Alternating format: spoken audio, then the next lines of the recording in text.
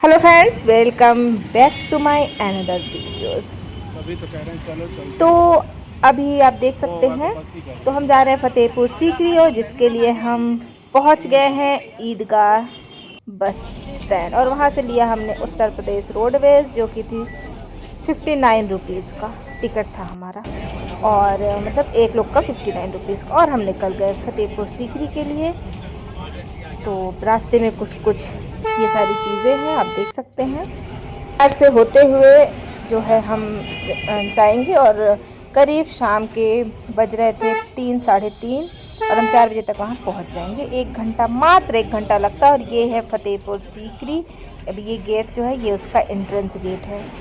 इसको आगरा गेट भी कहते हैं। और फतेहपुर सीकरी में इस तरीके के 8 गेट हैं अलग अलग तरफ, और जिसे अकबर ने बनवाया था।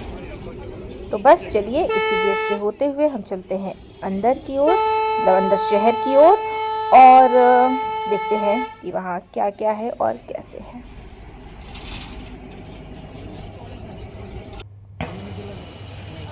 अब दोस्तों, आपको वहाँ से उतर जाना है, और मात्र 20 रुपए का ई रिक्शा लेना है। वो आपको पहुँचा देगा जो भी घूमने वाली जगह है, जैसे कि अकबर का महल। तो आप देख सकते हैं, ये है फतेहपुर सीकरी का बुलंद दरवाज़ा। और ये बहुत ज़्यादा बड़ा है, जिसे अकबर ने जब अकबर की विजय हुई थी, तो उसने खुशी में बनवाया था। वाह भाई वाह, गजब चीज़ बनवा दिए हैं। खैर, हम पहुंचते हैं महल की ओर। तो ये है महल का मेन एंट्रेंस, और यहाँ पे आप टिकट ले सकते हैं। और हमने टिकट पहले ही ले लिया था, कुछ 35 रुपीज़ के आसपास का यहाँ का भी टिकट था। और बस हम अंदर जाएंगे, और अंदर भाई साहब जोधा बाई का महल है। और किसका किसका महल है, ये जानने के लिए तो आपको मेरा पूरा वीडियो देखना पड़ेगा। तो गाइस, चलिए देर नहीं करते हैं और चलते हैं अंदर की ओर। ये है जोधा भाई का महल। वहाँ पे हर चीज़ लगा हुआ है। आप किसी भी गाइड वाइड के चक्कर में मत पड़िएगा। लोग नीचे आपको 5 रुपए से आएंगे, और ऊपर 50 रुपए में आके भी आपको मिल जाएंगे। लेकिन कोई मतलब नहीं, जितनी भी मेन स्पॉट्स है हर जगह लिखा लिखा हुआ है। जो पत्थर है उस पर लिखा हुआ है कि क्या है, किधर है, कौन सा है और किस लिए है। तो आपको मतलब आप खुद भी पढ़ के जा सकते हैं। बाकी कहानी सुनने का शौक़ हो तो आपके पास ज़्यादा पैसा हो, आप नीचे 500 में वही चीज़ कर लीजिए। कम पैसा हो तो आप ऊपर आके 50 रुपए में कर लीजिएगा। हमारे जैसे हो तो खुद पढ़ लीजिए। खैर, तो चलिए चलते हैं आगे। अब ये महल है, इस साइड है जोधा बाई का महल, जो कि हम लास्ट में देखेंगे। पहले हम बाकी चीज़ें निपटा लेते हैं। तो चलिए चलते हैं आगे की ओर। और यहाँ पे ना, आप यहाँ पे एक चीज़ आपको दिखाएंगे, वो आप बताइएगा। तो आगे इधर वो देख रहे हैं निपटा के आए तो ऊपर गुम्बद जैसा, वहाँ आपको किताबों में वो दिखा हुआ मिलेगा। उसको क्या कहते हैं, अगर आपको याद हो तो आप वो कमेंट करिएगा। कि रहते थे चलिए चलते हैं इधर। इसलिए इस पे कोई नहीं भैया, किया जोधा जाता, बाई के वो सब एकदम कहते हैं अकेले बनाए मानते रहे हैं। ना। अकबर आपन और रुकैया बेगम के सबकर इधर, जोधा बाई को उधर। चलिए, तो ये जो आप देख रहे हैं ना, ये 3 तल्ले वाला, ये है अकबर का। तो यहाँ देखिए पे वो ऊपर रहता था। साइड में इसमें 2 कमरे और बीच में पूरा हॉल जैसा है। हम्म और हम्म यहाँ एक तरफ सब लोग खाना वाना नीचे खाते देखो थे, नीचे। ऐसा वहाँ पे लिखा हुआ है ना। तो और ये बीच में एक बढ़िया सा तालाब था, बीच में रंगारंग कार्यक्रम होता था। तो वहाँ से ऊपर से अकबर बैठ के अपना देख लेते थे अपने घर से। तो काफ़ी अच्छा लगा यार, कि मतलब पानियों के बीच में रंगारंग कार्यक्रम हो रहा है और सब अपने अपने उससे देख रहे हैं। और ये जो छोटा सा कमरा है, वो था रुकैया बेगम का महल। अब आप कहेंगे इनका कमरा बहुत छोटा है, हो सकता है वो बहुत छोटी रही हो, दुबली पतली सी। जैसे हमने जोधा अकबर में देखा था, तो दुबली पतली सी छोटी सी थी। इसलिए पहले के टाइम में इसमें पूरा शीशा वीशा लगा था और सोने चांदी लगे हुए थे, ऐसा कहा जाता है। तो ये हो गया। और अब इधर हम आ जाते हैं। ये था उनकी दूसरी बेगम का महल, मरियम का महल है। उनकी दूसरी बेगम मरियम का महल था। उसके बाद ये है दीवाने खास, और यहाँ पे बैठते थे और ख़ास लोगों की, मतलब अपने घर परिवार की जो लड़ाई झगड़ा होता था वो सुलझाते थे। अब इतनी सारी बीवियाँ थी तो लड़ाई झगड़ा बनता ही था, इसलिए दीवाने खास की बहुत ज़रूरत होती थी इन लोगों के टाइम में, क्योंकि बहुत सारी इनकी बीवियाँ होती थी। फिर चलिए दोस्तों, चलते हैं आगे की ओर। देखिए, हम आपको बुला भी रहे हैं। हम बताए ना दीवाने खास था, इसके बारे में आपको बता ही दिए हैं। ये देख सकते हैं, एक चीज़ हमको मतलब बहुत ज़बरदस्त याद आई कि आप नक्काशी देखिए बस। अब इसके आगे हम बोलेंगे नहीं, आप समझदार होंगे तो आप समझ जाएंगे।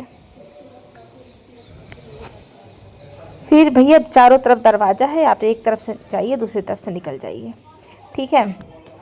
फिर ये कुछ बरामदा वरामदा भैया है, ये हमें समझ नहीं आया क्योंकि लिखा नहीं है कुछ, ठीक है।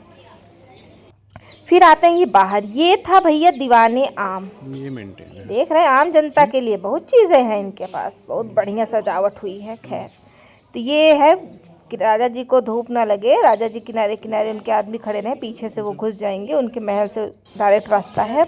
ये था दीवाने आम। फिर आ जाते हैं हम यहाँ, ये आपको दिखाए थे ना, हाँ वही है। ये पंच हवा महल है, पंच महल है। इसका क्या उपयोग था ये तो हम आपको बता नहीं सकते, बट ये सुंदर लग रहा था। तो हो सकता है अकबर उस पर खड़े हो जाते हो रहे होंगे तो उनको सारी बीवियाँ एक साथ दिख जाती रही होंगी, हम यही महल समझ सकते हैं। खैर ये थी खजाने की छतरी भैया, इसके नीचे था खजाना। ज्योतिषी की बैठकी भी थी यहाँ पे, ठीक है। इसके बहुत बड़ा वो था टैंक, उसके नीचे बहुत खजाना था। ये कुछ बड़े लोग आए थे, बड़े लोग मतलब कोई अधिकारी वगैरह आए थे, लेकिन हम को बनाना था वीडियो गाइस। हम आपके लिए जो है ना उनके पुलिस वालों के बीच से हम निकल गए, भले उनके गार्ड थे वो तो क्या हुआ। खैर हमको आपके लिए वीडियो बनानी थी गाइस। ये देखिए पंचमहल है, पंचमहल में बहुत सारा ऐसे था और मज़ा आ रहा था गाइस इसमें। इधर उधर ना खम्भुआ में इधर उधर घूमने, बढ़िया फ़ोटो वीडियो आई है, वो हम आपको रील डालेंगे, देखिएगा शॉर्ट्स। फिर ये देखिए थोड़ा थोड़ा आ गया है इसमें, बड़ा मज़ा आ रहा था। एक तो खाली था ना, शाम का टाइम तो 5 साढ़े 5 बजे बंद भी हो जाता है, तो एकदम लास्ट का समय था, बढ़िया मज़ा आया, ठीक है। उसके बाद चलिए अब चलते हैं आगे की ओर। इधर भैया बड़ा कबूतर था, ठीक है, ख्वाबगाह है गाइस ये, ठीक है।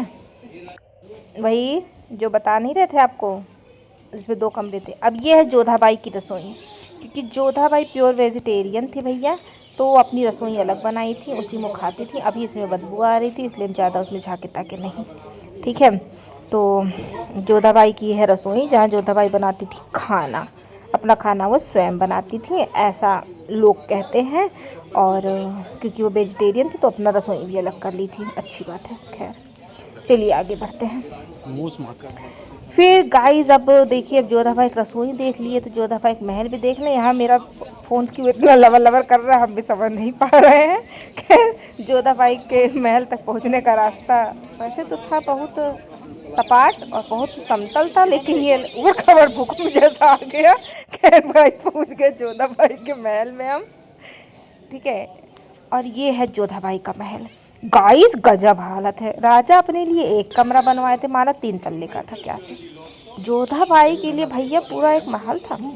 एक तरफ जोधाबाई 4 महीने एक तरफ रहती थी, इधर पूरब की तरफ, कि धूप ज़्यादा समय रहेगी।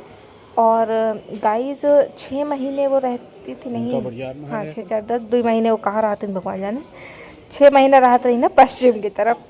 और ये था उनके भगवान का मंदिर, यहाँ करती थी वो पूजा, ठीक है। और उनकी जो सहेली आई थी, हम जोधा अकबर देखे ना इसलिए हमको थोड़ा थोड़ा पता है, उनकी जो सहेली आई थी वो लोग भी यहीं रहती थी, ठीक है। तो ये उनके भगवान का मंदिर है, बीच में यहाँ तुलसी लगाती थी, जोधाबाई करती थी पूजा। ये पूरा पश्चिम वाला कमरा दोनों उनका था, जिसमें नीला नीला छत है। ये दोनों कमरा उनके थे, राजा बनवाए थे, कुछ दिनों में रही हैं कुछ दिनों में रही हैं। अब बताओ रुकैया काहे ना चलें, उनका देहन एकदम कोठरी जैसे कमरा, इनके भी तो इतना बड़ा जगह, समझ रहे हैं आप, उनके लिए इतना छोटा सा दिया और इनके लिए इतना बड़ा जगह में ये घूम घूम यही नाचे। खैर इनके भगवान से भी छोटा उनका कमरा था, तो रुकैया तभी इनके लिए जहर उगलती थी। खैर चलिए कोई बात नहीं है, उनके ज़माने की बात है, हम तो घूमने आए हैं, घूम के चले जाएंगे। तो गाइस ये था जोधाबाई का महल। यहाँ पे अभी जो छोटा सा पेड़ लगा ना, यहाँ तुलसी लगा हुआ था। और ऐसा गाइस वहाँ के गाइड दूसरे को बता रहे थे, हम सुन लिए थे, ठीक है। वहाँ लिखा नहीं था कि यहाँ तुलसी का पेड़ था, गाइड बता रहे थे, हम सुन लिए थे, ठीक है। ये तो उनका महल था, इसमें छोटे छोटे कमरे भी बने हुए हैं। अब गाइस देखिए, अब हम पहुँच गए, वहाँ से आप निकलेंगे ना, आप पैदल पैदल पहुँच जाएंगे बुलंद दरवाज़ा। यहाँ पे भी आपको घेरेंगे, 50 रुपये में आपको बुलंद दरवाज़ा हम घुमा देंगे, आपका जूता चप्पल निकलवा देंगे, पैसा नहीं लगेगा गाइस, किसी चीज़ का कोई पैसा नहीं लगता है। आप अपना जूता चप्पल चाहें तो हाथ में टांग के भी ले जा सकते हैं, जैसे हमने किया था, क्योंकि हम इधर से गए थे भैया, दूसरे दरवाजे से निकल जाएंगे, हम उल्टा क्यों ही आएंगे। मेन दरवाजा ये बैक साइड का दरवाजा है, इधर से घुसिए, अपना जूता चप्पल हाथ में लिए रहिए, आ जाइए अंदर को घूम लीजिए बढ़िया से। फिर उस मेन दरवाज़ा जो है ये बड़कवा, इससे आप बाहर चले जाइए। तो अभी दिखाएंगे बाहर जाएंगे तो ये घूम लिए। यहाँ पे क्या बोलते हैं वो भी हम अलग लेवल पे चल पे था ख्वाजा चिश्ती की दरगाह, जिसको जाना दरगाह पे वो दरगाह पे जाके जा सकता है। खैर हमने थोड़ा सा देखा उसके बाद हम मेन गेट से देखिए, वाइट कलर के मार्बल से ये भी बना हुआ था, मकराना के मार्बल से एकदम चमक रहा था, लाल पत्थर के बीच सफ़ेद, बड़ा खूबसूरत लग रहा था। खैर चलिए बाहर, और बाकी सही बता रहे सारा कुछ बहुत साफ था। यहाँ पे थोड़ा सा उसमें नहीं जाएंगे हम। जूता चप्पल नहीं अलाउड था, बट लोग खा के फेंक दिए थे, तो लोगों की गलती है टूरिस्ट की कि भैया सफाई थोड़ा रखें। फिर ये मेन गेट है, इससे हम आ जाएंगे बाहर और अपना जूता चप्पल पहन लीजिए, इसीलिए बोल रहे थे जूता चप्पल हाथ में लीजिए। तो क्या हुआ, आप उधर से आए पीछे साइड से, मेन गेट से बाहर, उल्टा नहीं जाना हुआ। हमारे साथ रहेंगे गाइस, हमारा चैनल वालन देखेंगे आप लोग ना, आप लोग को बहुत सही सटीक जानकारी मिलेगी। बस यहाँ से ये देखिए, ये है बुलंद दरवाज़ा। सोचिए कितना पैसा रहा होगा, जीत गए तो इतना बड़ा दरवाज़ा बनवा दिए। ये गाइस यहाँ पे ना ये है स्नान घर है, वो जो छोटा सा छोटा कारीगरी गुम्बद देख रहे हैं, उससे जो है वो नहा के जाते थे चिश्ती दरगाह में। ये सामने है, फिर आ जाएंगे बस स्टैंड यहाँ पे, और आपको मिलेगी बस, फिर आप पहुँच जाएंगे अपने घर की ओर। और रात में हमारी वापस बस थी। ये कैफ़े बहुत सुंदर था, तो हमने आपको लगा दिया। यहाँ से हमने लिया दिल्ली के लिए अपना साधन और हम निकल गए। तो गाइज़ आपको वीडियो कैसा लगा आप ज़रूर कमेंट करके बताइएगा। कुछ ऐसा था हमारा आगरा का ट्रिप, और फिर मिलते हैं आपसे एक नए वीडियो के साथ, एक बहुत ही अमेजिंग वीडियो के साथ आपको मैं मिलूँगी, क्योंकि आप सबको पता ही है हमारे एनिवर्सरी वीक का सेलिब्रेशन था। तो अभी हमारी एनिवर्सरी का सेलिब्रेशन आपके साथ शेयर करना बचा हुआ है। तो मिलते हैं आपसे एक नए वीडियो के साथ। Till then bye bye, take care and enjoy. और भैया ठंडी में अगर आप गाड़ी मोटर से जा रहे हैं तो बहुत बचा के जाइएगा, क्योंकि धुंध बहुत ही ज़्यादा है।